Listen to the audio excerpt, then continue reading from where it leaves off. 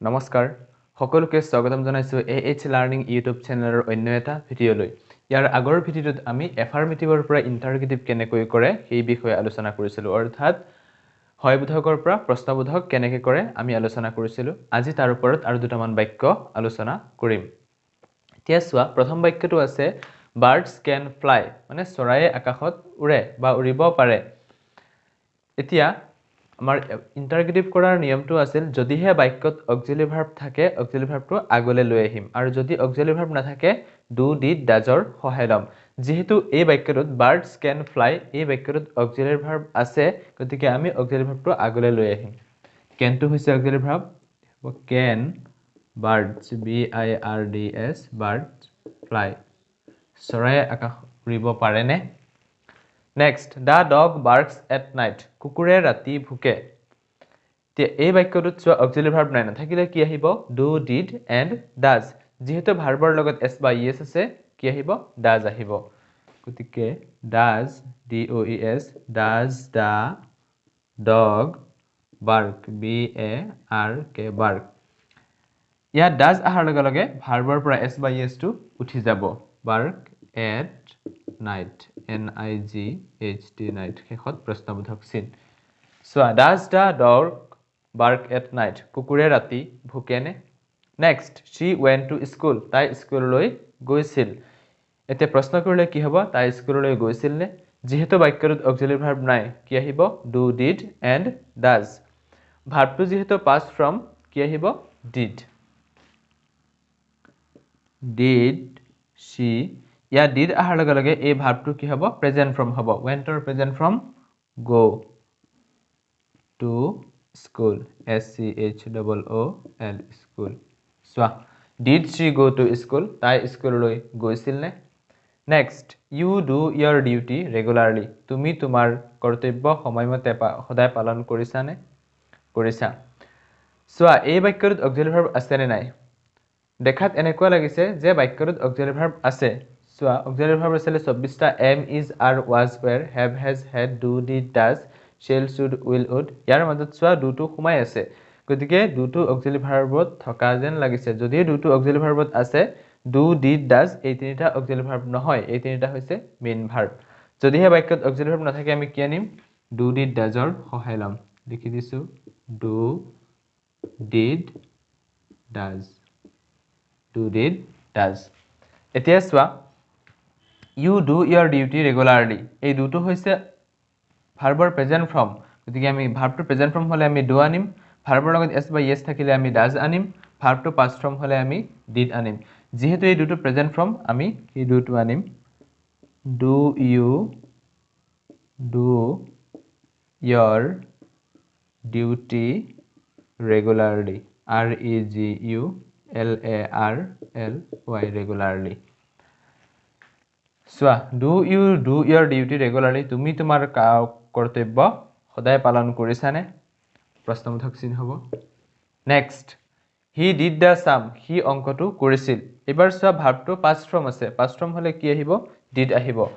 Did এই didটো আমি এই নিয়মটোৰ পৰা আনিছো। Did he ইয়া did আহাৰ লগে লগে এই ভাৰ্বটো কি হ'ব? Present form.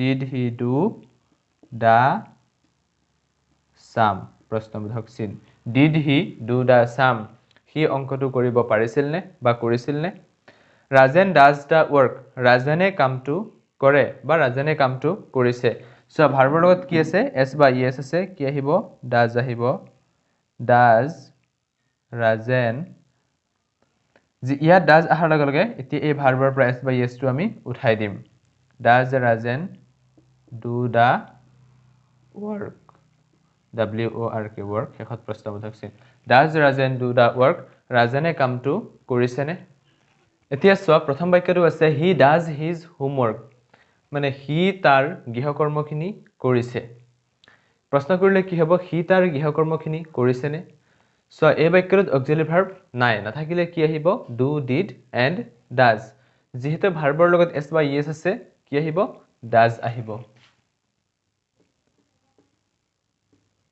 Does he या does আহাৰ লগে লগে এই ভাৰ্বৰ পৰা s বা es টো উঠি যাব Does he do his homework, H-O-M-E home, W-O-R-K homework. Does he do his homework? He তাৰ গৃহকৰ্মখিনি কৰিছেনে? Next, you did the work. তুমি কামটো কৰিছিলা। প্ৰশ্ন কৰিলে হ'ব তুমি কামটো কৰিছিলানে? যেহেতু ভাৰ্বটো past form হয় কি আহিব? Did আহিব।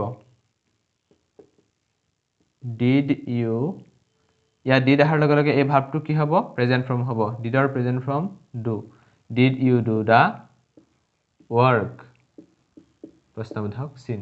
Did you do the work? তুমি কামটো কৰিছিলানে? Next, you can sing. তুমি গান গাব পাৰা। প্ৰশ্ন কৰিলে কি হ'ব? তুমি গান গাব পাৰানে? Can টো হৈছে auxiliary verb, can টো আগলৈ লৈ আহা। Can you sing? S-I-N-G, sing. প্ৰশ্নবোধক চিন। Can you sing? তুমি গান গাব পাৰানে? Next, you walk slowly. তুমি লাহে লাহে খোজ কঢ়া। বাক্যটোত যিহেতু auxiliary verb নাই, কি আহিব? Do, did, and does. ভাৰ্বটো যিহেতু প্ৰেজেন্ট ফৰ্ম, এই ৱাকটো ভাৰ্ব হয়, ৱাকটো যিহেতু প্ৰেজেন্ট ফৰ্ম, কি আহিব? ডু আহিব।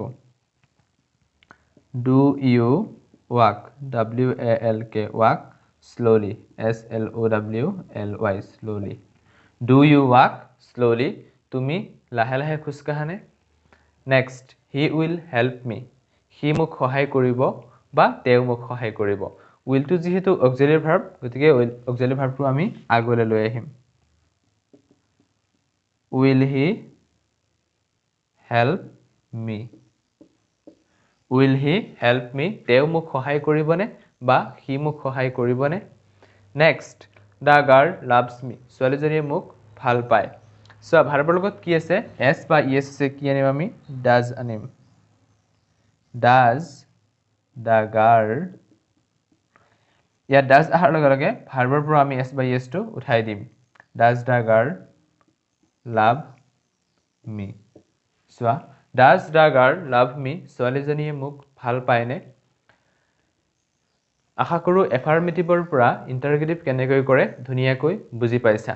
আৰু আগৰ ভিডিঅ'বোৰ যদি চোৱা নাই ভালদৰে চাই ল'বা, এইখিনিও চাবা, পাৰিলে এইখিনি নোট কৰি যাবা। ইণ্টাৰগেটিভ কেনেকৈ কৰে আকৌ কৈ দিছোঁ। যদিহে বাক্যটোত অক্সিলিয়াৰী ভাৰ্ব থাকে, অক্সিলিয়াৰী ভাৰ্বটো আগলৈ লৈ আহিবা, আৰু যদি অক্সিলিয়াৰী ভাৰ্ব নাথাকে ডু, ডিড, ডাজৰ সহায় ল'বা। সেইখিনি আছিল। আশা কৰোঁ ভিডিঅ'টো চাই ভাল পাইছা। যদিহে ভিডিঅ'টো চাই ভাল লাগে লাইক কৰিবা, কমেণ্ট কৰিবা, শ্বেয়াৰ কৰিবা, আৰু যিসকলে এই চেনেলটোলৈ নতুনকৈ আহিছা চেনেলটো ছাবস্ক্ৰাইব কৰি দিবা। পুনৰ লগ পাম এটি নতুন ভিডিঅ'ৰ মাজলৈ।